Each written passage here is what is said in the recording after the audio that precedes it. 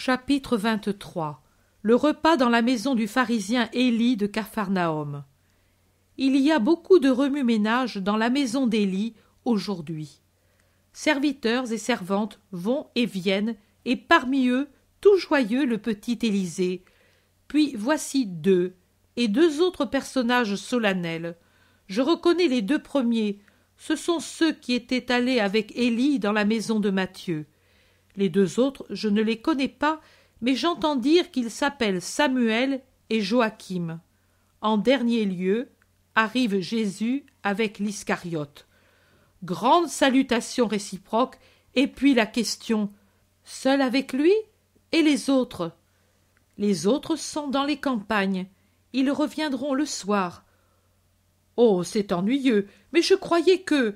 Moi, hier soir, je n'ai invité que toi, mais en comprenant les tiens dans cette invitation. Maintenant, je crains qu'il ne se soit senti offensé, ou bien qu'il dédaigne de venir chez moi pour de vieux mécontentements. Hé hé. Le vieil homme rit. Oh non, mes disciples ne connaissent pas la susceptibilité orgueilleuse ni les rancœurs inguérissables. Oui, très bien. Entrons donc. Le cérémonial habituel de purification, et puis il s'avance dans la salle du banquet, ouverte sur une vaste cour où les premières roses mettent une note de gaieté. Jésus caresse le petit Élisée qui joue dans la cour et qui, du danger passé, n'a plus que 4 petites traces rouges sur sa petite main. Il n'a même plus le souvenir de sa peur passée, mais pourtant il se souvient de Jésus et il veut le baiser et recevoir son baiser avec la spontanéité des enfants. Entrelaçant les bras autour du cou de Jésus, il lui parle parmi ses cheveux et lui confie que quand il sera grand, il ira avec lui. « Me veux-tu » ? « Je veux tout le monde. Sois bon, et tu viendras avec moi. » L'enfant s'en va en sautant. On prend place à table, et Élie veut être si correct qu'il place à côté de lui Jésus, et de l'autre côté Judas, qui se trouve ainsi entre Élie et Simon, comme Jésus se trouve entre Élie et Uri. Le repas commence. Au début, de vagues lieux communs. Puis la conversation devient plus intéressante.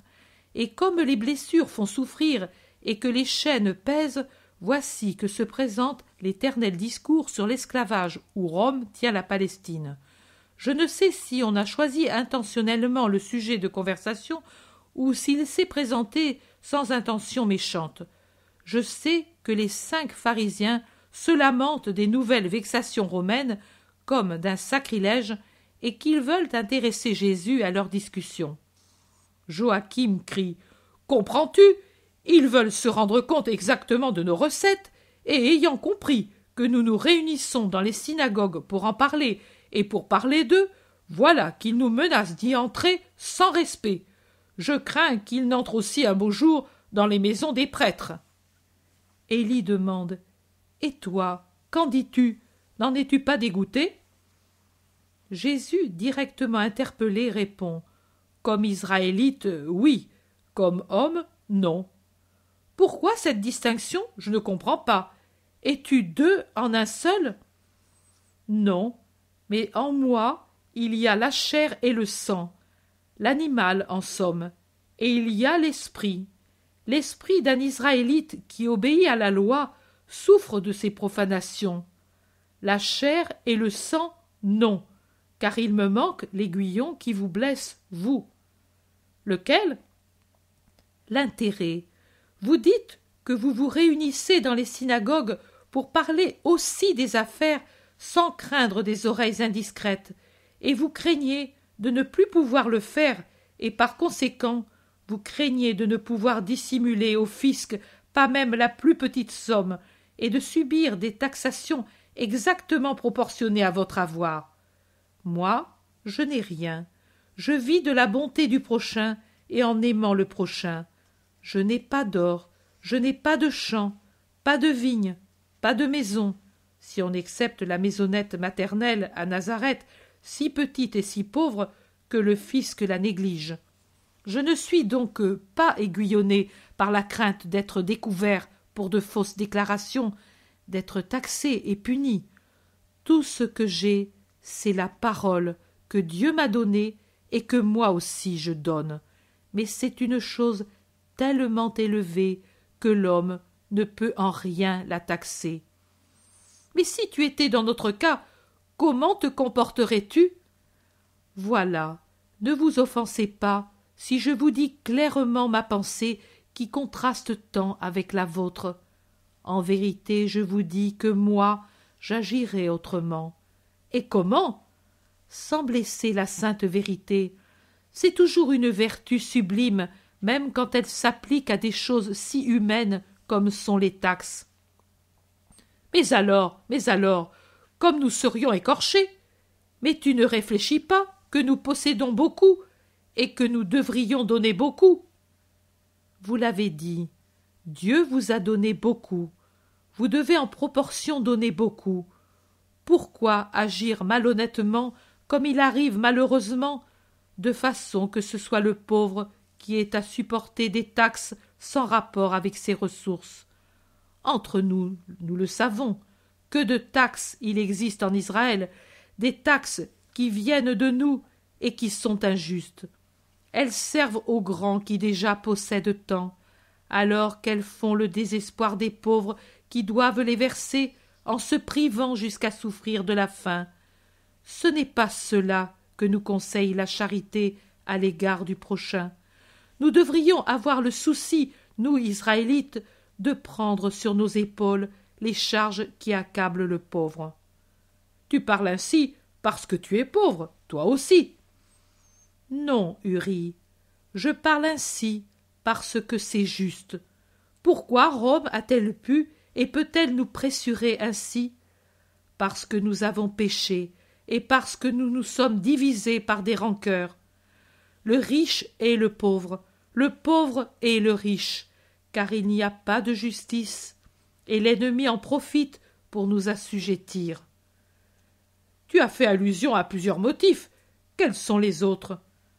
Je ne voudrais pas manquer à la vérité en altérant le caractère du local consacré au culte, en faisant un refuge assuré pour des intérêts humains. Tu nous en fais reproche? Non, je réponds. Vous, écoutez votre conscience. Vous êtes des maîtres. Par conséquent, je dirais que ce serait le moment de se soulever, de se révolter, de punir l'envahisseur et de rétablir notre pouvoir. Élie répond. C'est vrai, tu as raison, Simon, mais ici, il y a le Messie, c'est lui qui doit en assumer la charge. Simon dit. Mais pardonne-moi, Jésus, le Messie pour l'instant n'est que bonté, il donne des conseils pour tout, mais ne pousse pas à la révolte. Nous agirons et... Simon, écoute, rappelle-toi du livre des rois. Saül était à Gilgala, les Philistins étaient à Macmas. Le peuple avait peur et se débandait. Le prophète Samuel n'arrivait pas. Saül voulut prendre les devants et offrir lui-même le sacrifice. Rappelle-toi la réponse que donna Samuel, qui était survenu à l'imprudent roi Saül. Tu as agi sottement et tu n'as pas observé les ordres que le Seigneur t'avait donnés. Si tu n'avais pas fait cela, le Seigneur aurait déjà établi pour toujours ta royauté sur Israël. Mais au lieu de cela, ta royauté ne subsistera jamais plus. Une intervention intempestive et orgueilleuse n'a servi ni au roi ni au peuple. Dieu connaît l'heure, pas l'homme. Dieu connaît les moyens, pas l'homme. Laissez faire Dieu en méritant son aide par une conduite sainte. Mon royaume ne viendra pas par la rébellion et la férocité, mais il s'établira. Il ne sera pas réservé à un petit nombre, mais il sera universel. Bienheureux ceux qui viendront à lui sans être trompés par mes apparences mesquines, selon l'esprit de la terre, et qui verront en moi le Sauveur. N'ayez pas peur, je serai roi, le roi venu d'Israël, le roi qui étendra son règne sur toute l'humanité.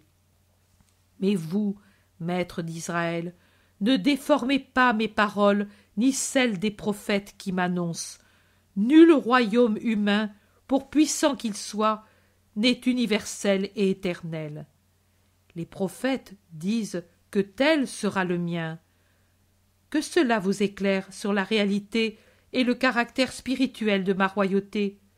Je vous quitte. J'ai une prière pourtant à adresser à Élie. Voici ta bourse.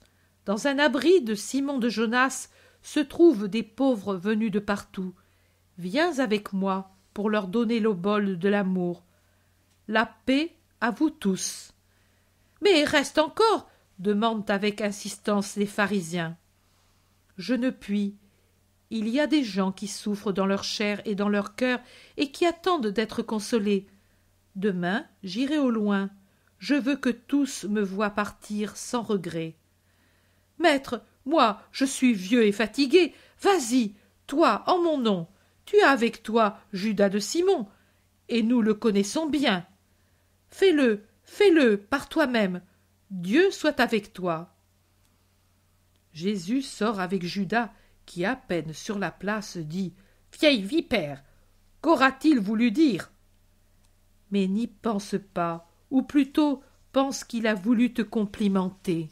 « Impossible, maître, ces bouches ne louent jamais celui qui fait le bien, jamais sincèrement, je veux dire. Et pour ce qui est de venir, c'est parce qu'il a le dégoût du pauvre et la peur de sa malédiction. Il les a tant de fois torturés, les pauvres d'ici. Je peux le jurer sans crainte. C'est pour cela. Sois bon, Judas. Laisse le jugement à Dieu. À Dieu. À Dieu.